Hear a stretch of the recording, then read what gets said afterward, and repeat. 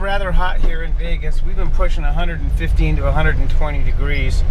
We're in a heavy JK Rubicon with 1-ton axles. It's black. It's got a supercharged LT4 engine, 40-inch tires. It's got a lot of strikes against it when it comes to cooling. So you probably recognize this Jeep. This is one of the recent LT4 builds we did. We didn't want to ship it to the customer until we had the cooling system 100%. And it took a lot of cooling to get this Jeep to run the way I wanted it to. It, for the most part, ran cool, but when you were crawling off-road and it was 110 out with the air conditioning on, that's very challenging. You can only put so much heat through the radiator. The fan can only pull so much heat. So what we want to do is we want to offboard some of that heat. We want to take heat out of other parts of the powertrain and get it out into the atmosphere and not have it go through the engine compartment. So this Jeep has 7 coolers. Let's talk about them. Starting in the front, we have the intercooler for the supercharger. You all know what that does, is it cools the intake air charge so that the supercharger can have a dense or a more dense cooled air charge. The cooler the air, the more power it's going to produce. When you compress air, it builds up heat. So we have a water-to-air intercooler. And what that means is we have water from the cooling system flowing through the intercooler, and then the airflow cools that. And there's another water-to-air exchanger or heat exchanger inside the intake manifold. So it's a water-to-air intercooler. I like them better than an air-to-air because they're a lot more compact. You don't have to run those giant tubes and cut stuff up. Behind that we have the AC condenser, and the air conditioning condenser obviously removes the heat from the air conditioning system. So as the compressor builds up pressure, and then that pressure is run across an expansion valve or an orifice tube into a low pressure, that's what creates the cool air. That cool air is put into your evaporator, and then that is blown, of course, through the vents. So that hot air has to go somewhere, and that goes into the AC condenser. And in general, 1 degree is 1 psi. So if you're running at 200 psi, and you can see right now we're running about 190 psi, that means that condenser's at about 190 degrees. So the air coming through the intercooler and then the AC condenser has to go through the radiator. So the radiator is getting air that's already warmed up to well over 150 degrees. And I think that tells you why it's so important to offboard some of this cooling air. If you look at exotics and military vehicles and just vehicles in general that need a lot of cooling, they don't just have one big cooler. Some of the big semi-trucks do, but they might have a bunch of little coolers around. And that's kind of what we're doing with this LT4 build. Now, of course, this is a pretty extreme case. We're out in the desert, it's 115 degrees. We're in a black JK on 40s, etc. So those are our 3 coolers up front. We have the intercooler, the AC condenser, then the radiator. That's pretty much about as much as we could fit up there. Then we got our rail coolers. You guys know about that. We have a rail cooler on the left for the engine oil and a rail cooler on the right for transmission fluid. And they are relatively effective. When you got 40-inch tires and a heavy JK, especially with an engine like this with a supercharger, you can put a lot of heat out of that transmission. So it's got to go somewhere. So we got 2 more coolers in the rear.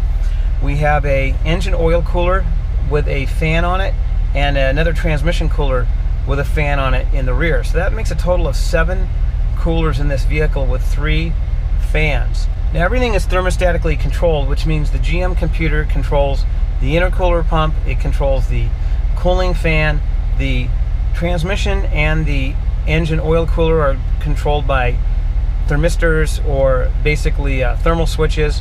Because remember, we don't want these things running all the time. We don't want things running too cool. In fact, the 8L90 cooler lines have a thermostat built into them. I think it's set to about 170, 180 degrees. I'm not really sure. But what I do notice is the training temp always does seem to come up to about 180. Now, we've been driving this thing, like I said, for about a half an hour, and we're at 160. So maybe it's set at 160. I'm not really sure. But with that fan in the back coming on at 160, we're pretty much staying right on that. Now, as far as the engine oil goes, GM has been cooling the engine oil for a long time on performance vehicles, heavy-duty trucks. They didn't do it so much in some of the light-duty trucks, but if you got a tow package, it usually came with an engine oil cooler. By cooling the engine oil, we're also cooling down the engine, which helps the cooling system. It takes some of the load off of it. And if you can see here, the oil temp and the engine temp are staying pretty close to each other. Now, I must say that the oil temp is a calculated value, so it's never going to be 100% accurate. The coolant temp is run by a actual sensor, so you got to take that oil temp with a grain of salt. But I have noticed that the oil temp has dropped quite a bit with the cooler in the back, and what it's doing is it's also bringing down that coolant temp. So if you consider we're sitting here at well, it says 105, but it's probably more like 107 right now, idling with this supercharged LT4. The cooling fan doesn't really even come on till 226, the way GM has it set up. The reason we're running under 226 is because of that AC pressure, 214 PSI. So the cooling fan is trying to keep the AC pressure down around 200, and in conjunction with that, it's keeping the engine coolant temp down to about 212. And I think the key point here is that we're putting a lot of this heat in other places. We're putting it off the rail coolers out into the atmosphere. We're putting it out the rear off-board coolers with fans out into the atmosphere. We're not trying to run everything through the engine compartment and the engine cooling fan. A lot of you guys with Hemis and LSs and even stock Jeeps have tried to do that, and you realize there's just a limit. There's only so much heat you can pull with that cooling fan out of the powertrain. I know that Jeep is taking cooling seriously with the new JT truck and the JL. With the heavy-duty tow package, they really got some pretty intense cooling components. Even with the stock JL, we have a V6 Pentastar JL. They've got water cooling everything. They're water cooling the EGR valve, which of course the GM engines aren't running. They're water cooling. They have a water-to-air interchanger for the transmission fluid. What that does is it allows them to package it more compact, because when you have an air-to-air cooler, the cooler has to be larger. So Jeep is running these more compact fluid-to-fluid coolers. The only concern I have about that is when we took the engine out of our JL, it's just amazing how many hoses and tubes and lines are going all over the place. And while that's fine on a brand new engine, I wonder 5-10 years from now, when those hoses start to deteriorate, how hard it's going to be to get access to those hoses. Some of these hoses are up on top of the transmission tunnel and not easily accessible. So as you can see, we're pretty much holding our temps here in stop and go traffic. We're going to be testing this on the mountain tomorrow. Our transmission is staying right there between 160 and 170, which is telling me we probably have a thermostat of about 160, 165 in that. You notice our catalytic converters are running at about 11 to 1200 degrees. Remember guys, those cats get really hot, and we've had some Jeeps in the shop lately that are running full skid plates with no venting. I've seen the fuel tanks melt and drip off the skid plates, and I'm not talking about V8s, I'm talking about V6s too, when you run a full skid and you don't protect the pipes, the converters, and the fuel tank. Most of you know we do run a fuel tank shield, and we do wrap the pipes that are above the skid plate, so keep that in mind. 1500 degrees is nothing to sneeze at. That's pretty hot, and if you enclose that, what you have is an oven. In fact, most of your ovens don't even run 1500 degrees. They usually go up to about 400 degrees. So we're running 3 times that in a converter, and you have to realize that heat has to go somewhere. You'll notice that when we're driving down the road, the air intake temp goes down, and then when we come to a stop, it goes up. And that just makes sense because the air intake charge cools down as more fresh air goes into it. Now, a lot of guys freak out if their air intake temps are 150 degrees, 140 degrees. Now, we do want to see it lower than that. Now, of course, when you're running around on a 120 degree day crawling, it's going to be really difficult to keep those air intake temps low. The operating system does compensate a lot of things for air intake temp, like spark timing and fuel delivery. You'll notice now that we got moving, the intake temps are going down again. But our coolant and our oil temp is actually staying below thermostat, and our trans temp is hovering right about 170. So this is all looking good right now. We're going to hit the mountain tomorrow, and we'll give you the results. Here we are on the hump to Pahrump. We're going to go up and over that mountain. It's a little bit warm out, not as hot today as it has been, but we're going to watch these temps. You can see our intake temps are pretty good. Coolant and oil temp are very similar, and they're going to be because this is a calculated value on oil temp. So I'm not sure exactly what the coefficients they're using to get that number. Some of these engines are more sophisticated, like the Corvette engines. Some of them have oil temp sensors, some of them have CHTs or cylinder head temperature sensors, but this is a calculated value in this engine. You can see our AC is on, even though the pressures are low because it's just not as hot outside. Our evap pressure is hovering around 0 because we just got some gas, so it took the pressure and or vacuum out of the tank. So let's just cruise up You can see our transit is about 175, which I'm guessing is about where the thermostat is set on that transmission. Now I know these values are going to go up, and they're going to go up quite a bit because this grade is, I don't know, 6%, and it's a good 10 miles. So we're going to come back here after we get a few more miles and see what the temps are doing. Now, as you can imagine, in an LT4, going up this hill is pretty effortless, but what I do find is when you're in top gear, like let's say 8th gear, and you're just on that verge between normally aspirated and boost, bringing it back a gear like I did right there smooths it out a little bit. That way the engine's not hunting between boost and normally aspirated. Now don't get me wrong, it's not like one of these aftermarket superchargers where it's hunting up and down and all over the place. It's very smooth, but you can just feel that the engine wants to be in a little bit lower gear. And one of the advantages of the 8-speed LT direct injected CVVT motors is they will hold a higher gear than the Hemis and the LSs when it comes to going under a load or going up a hill. But with this supercharged engine, you can feel it's just happier dropping it down a gear manually. So you can see our temps are rising a little bit. See our cat temps are running about 1600 degrees. Notice that the evap pressure is going to slowly creep up and build a vacuum in the fuel tank or the fuel system. And it's that vacuum that keeps the vapors from escaping. There is a vent control solenoid that'll vent the system in times of need. Like let's say you fill the tank up on a hot day, you shut it off. In the old days, before they started putting air gaps in the fuel tanks, if you did that, you shut the tank off, you could actually see fuel come out the filler neck. So the manufacturer started to put the filler tube about 10 to 15% below the top of the tank. That left an air gap for the fuel to expand into. Today's systems, the evap systems, are so sophisticated that they can monitor the pressure, at least the GM system does, and then relieve that pressure by opening the vent valve if need be.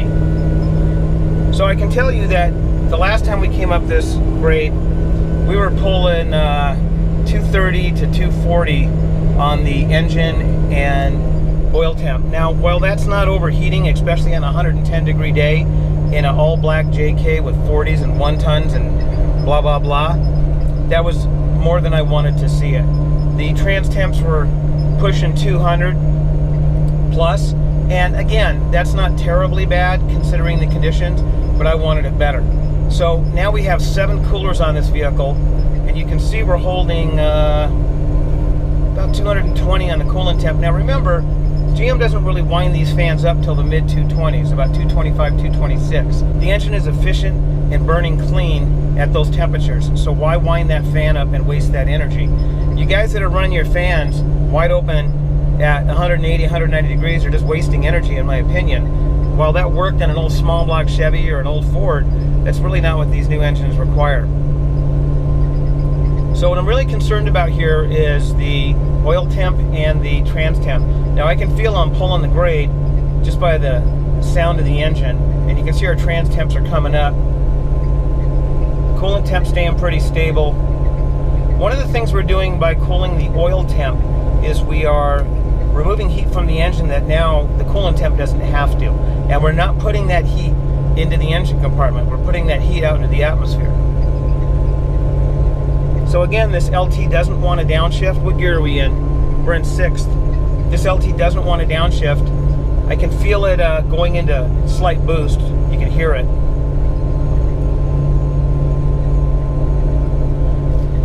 But our temps seem to be holding now.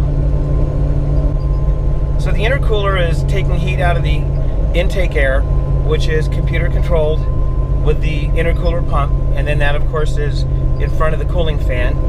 The AC condenser is taking heat out of the AC system, and again of course that is computer controlled for condenser pressure. Then the radiator is taking heat out of the engine coolant, again computer controlled. Then our transmission has a rail cooler and a rear mounted auxiliary cooler with a fan on it. Then we got a rail cooler on the left side to remove engine oil heat, and then behind that we have a auxiliary engine oil cooler with a fan. So we're moving a lot of heat, and if you look at the coolant temps, you can see they're staying down there in the 220s now. Transmission is definitely below 200. We're not quite at the top of the hill, of course.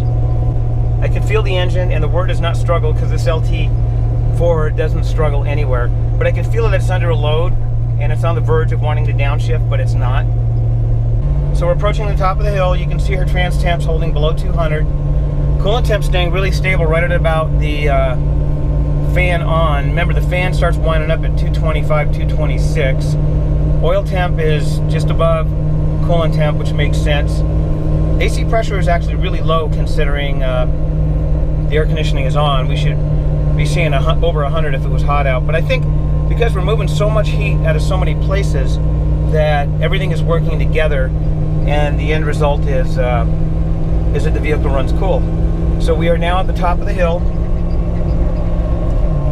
and you never really need to use the word struggle with an LT4. Like a stock JK, I don't care if it's a Pentastar or a 3.8, they do struggle to go up this hill. And on the early JKs with the really bad transmission coolers, sometimes guys would overheat the transmissions in the summer and have to stop. You'd get that hot oil and the ding ding ding, and we're not seeing any of that. And this is a 10-to-1 supercharged LT4, 6.2 liters. So we got to move a lot more heat out of this engine compartment than that V6 did. Now I will say, and I've said this in many of my videos, GM did something to these cooling systems. I don't know what, but they cool better. For the same given radiator space, even though these engines are higher compression, I find that they tend to stay cooler than the LS. Whatever technology they're using seems to be working. Remember, the hottest part of the engine is the combustion chamber. Check this out, guys. We're going to be going down this hill, and we're going to overspeed, so we're going to downshift. And we're not going to use the brakes at all. We can control our speed entirely using tap shift. Getting back to the cooling, so how you cool the combustion chamber is really an art, and they spend a lot of time on that. So a long time ago, GM decided to go to a reverse flow cooling system, and that would cool the heads first because of course they're the hottest part of the engine, and then cool the rest of the engine. And that obviously worked out really well, because if you look at the LSs and the LTs, they cool really well considering the cubic inches and the compression of these engines. Now I'm going to go back into drive. We're going to get back up to speed here. Hear that little supercharger whine? And it's really minor.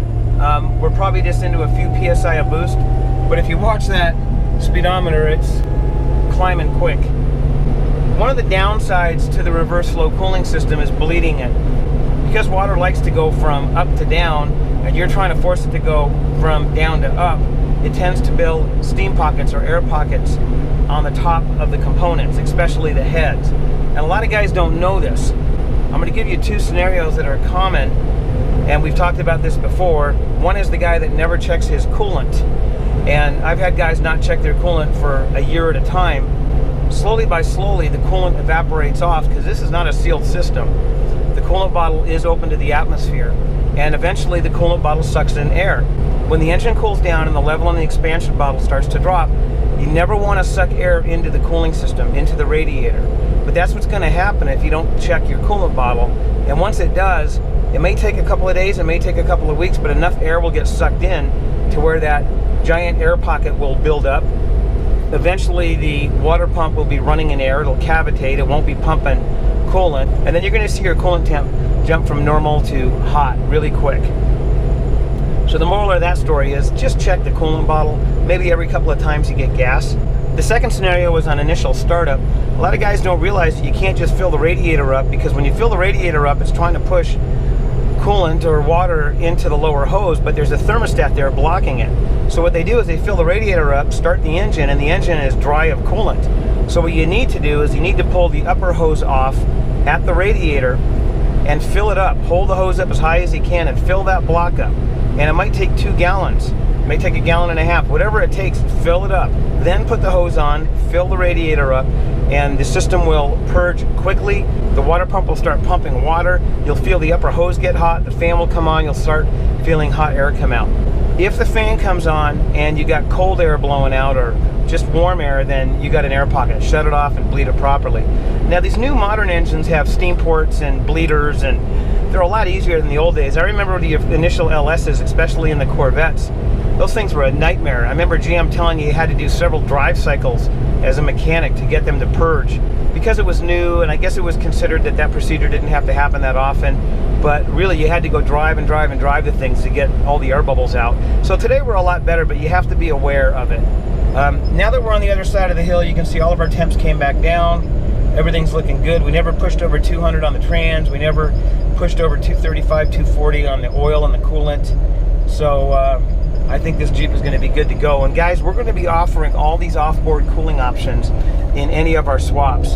So if you do have 40s, you tow a trailer, you got a black Jeep, you live in Tucson or Phoenix and it's 125 degrees out, then you might consider some of these options that are not behind the radiator or in front of the radiator, meaning not pulling air into the engine compartment, but rather putting it out into the atmosphere.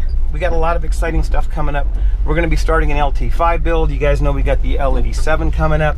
I've got a 5.3 with a 10-speed, which I'm really excited about because I haven't done a 5.3 with a 10-speed yet. And we even got a Jeep Comanche in the shop, the SJ. That is basically a Jeep Cherokee XJ, but it's a pickup truck. And we did that build many years ago with a Gen 3 engine, and it's in for some cooling upgrades because the customer wants to tow a 4,000-pound trailer around in the heat in the mountains, and as you all know, that's a lot of load, so we're going to see what we can do with that. We've got a manual transmission build coming up and a high horse LS3 type engine. We just got all sorts of stuff, so stay tuned.